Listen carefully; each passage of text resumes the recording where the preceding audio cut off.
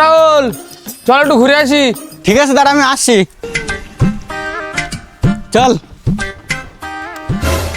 এই চল মানে সুজা গাড়িতে লাভ লেবি বারান্দায় গিয়ে বস।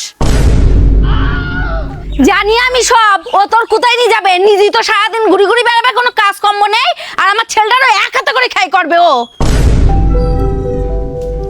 রাহুল তোর যেতে না, তুই বাড়ি থাক, আমি একা একা যাচ্ছি।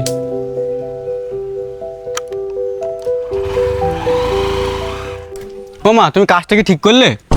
তুমি ওর মুখের উপরে এত বড় কথা বলতে পারলে, যার কারণে ওদের রাগ করে চলে গেল।